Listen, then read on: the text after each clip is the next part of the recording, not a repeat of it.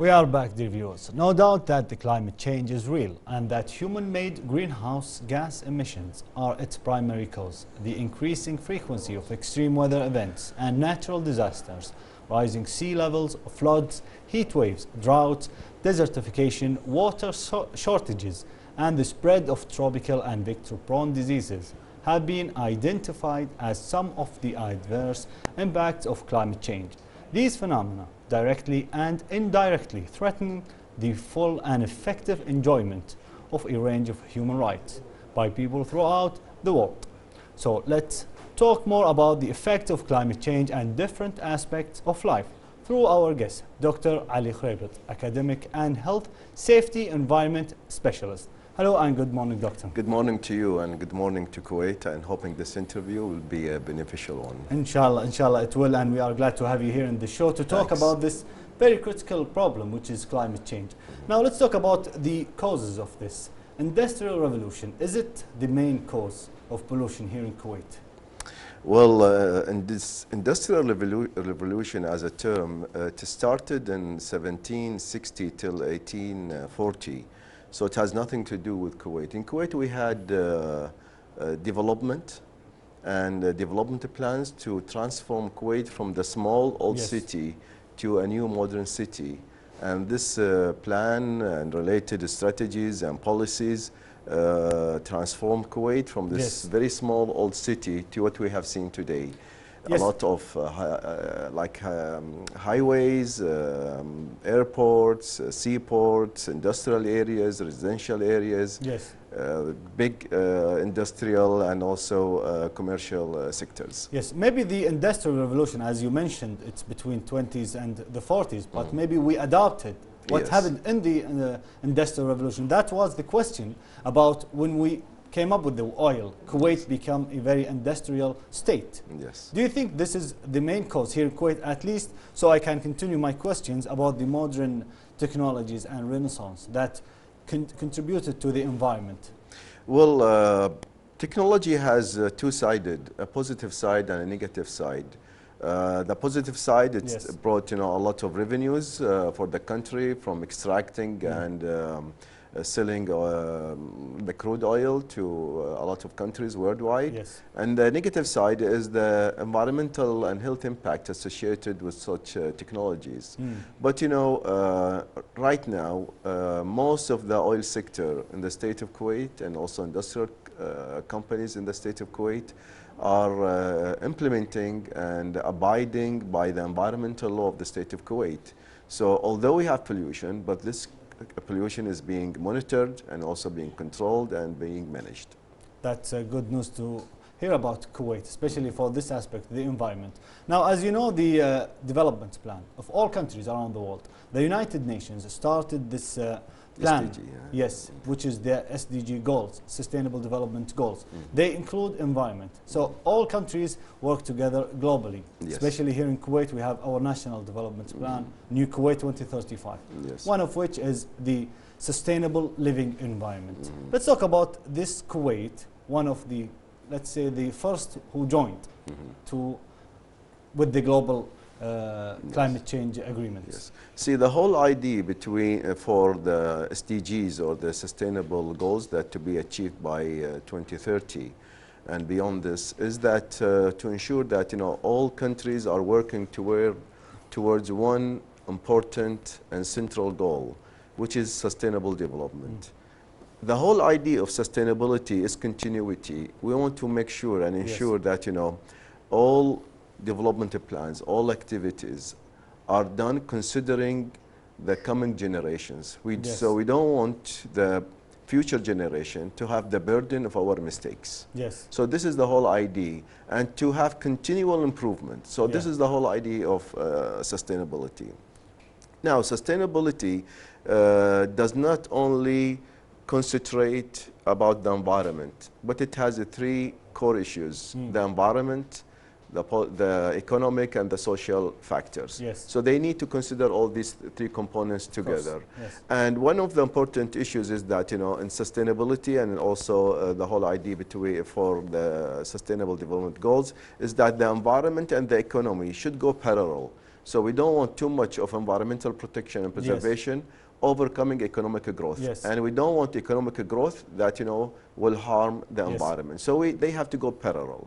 So some people think that, you know, we need to concentrate more on environmental protection and preservation, but this is not correct. We need to go parallel with each. To say that, it's great, but it's not easy, Doctor, to make them work together, because if we want clean energy, we had to get rid of the oil, and this is the main economic resource in Kuwait. So do you think this challenge here, especially in Kuwait, not around the world, is very difficult to achieve? Well, Kuwait have like 10% of the global reserve of oil. It's contributed to the modernization of the country and to the high living standard for its citizens and also all the expats who are coming to the state of Kuwait. So till now we have a very strong economic stance, and we need to consider what are the future bringing for the country, because now we are moving from the era of the fossil fuels to the era of renewable energies. So we need to be considering the fact that, you know, we are being pushed to this new era, whether we liked it or not, because the world, they are heading toward this target by 2060 or 2065, that, you know, most of our energy shouldn't be coming from fossil fuels. So they will be concentrating more into renewable energy. So are we ready for this stage? Yes, we are doing in the state of Kuwait and the Gulf areas good steps. And we hope that these good steps will be strengthened more to go to this and prepare ourselves for this new era. And I think the state of Kuwait is serious about this, especially after Shigaya project, which contribute a lot about this issue. Now, in your opinion, what are most prominent challenges, especially in the pollution terms here in Kuwait, do you think we are in danger of? You know, the transformation from the non-renewable or fossil fuel to the renewable energy sources. There will be a big shift, a big transformation. So we need to be ready from now to be shifting from this current era to the new era. Otherwise, we'll be facing a lot of economic and social problems. Of course, so, we will face also economic reasons, which is the infrastructure. We need to have infrastructure. Now, I'm not going to talk about how to educate, because we are doing great thing in the Ministry of Education, especially about the global warming and climate change. I think the new generation understand that this is the issue of the 21st century, which is climate change. See, the climate change, it's not only having an environmental like side. It has a political side. Because I don't want to talk into the politics, because this program is an awareness program. But you know, the world want to move us from one era, which, as I said, from the fossil fuel to the new era. Now most of these technology are controlled by certain countries worldwide. So we need to be preparing ourselves for this new era. So there is a big gap right now, and we need to bridge this gap in order to be safe. Kuwait economy is very strong. We have a big sovereignty fund with a strong holdings. So we don't have that much of worry, but you know, preparation is very important, because there is a risk situation. Risk is about probability, and we need to make sure that this risk is properly identified, assessed, and managed. So in your opinion, how can we achieve environmental sustainability, especially if we are, as you mentioned earlier, that we need to consider the economic reasons as well. If you want to study a project, we need to see the feasibility. We need to see how long we can achieve this, and we have to work fast, especially in this.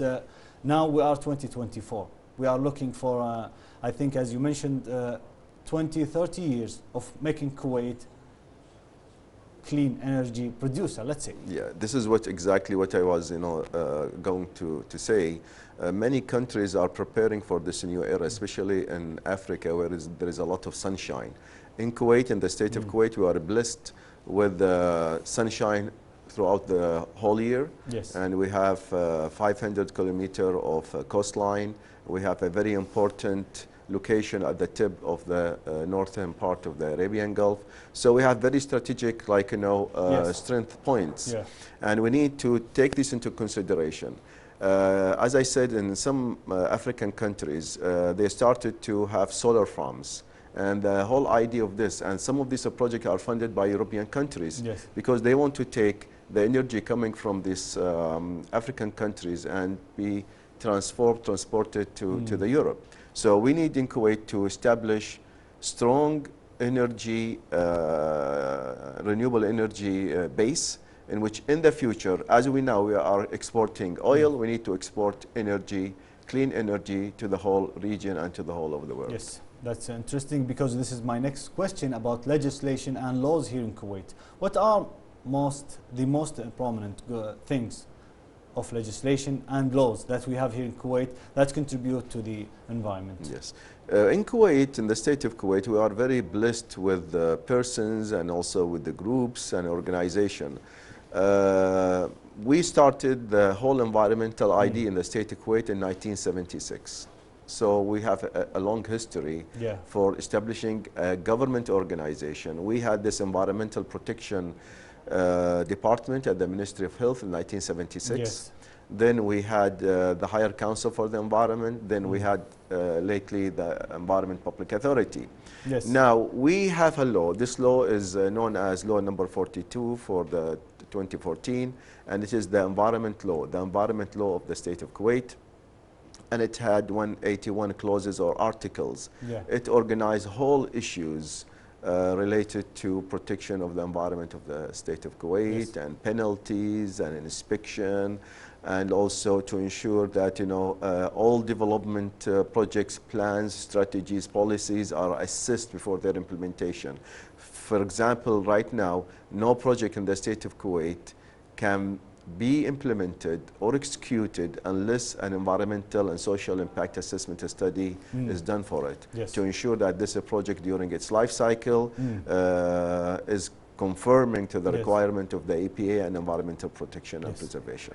Every time we talk about the climate change, we learn that Kuwait is one of the pioneers to join in any agreement for the environment. Yes. And the information you just showed us here in Good Morning Kuwait, we would like to thank you so much for coming to the show and tell us about this subject. Thank you so much for you. You are most welcome. That was Dr. Ali Khuraibet, academic and health safety and environment specialist.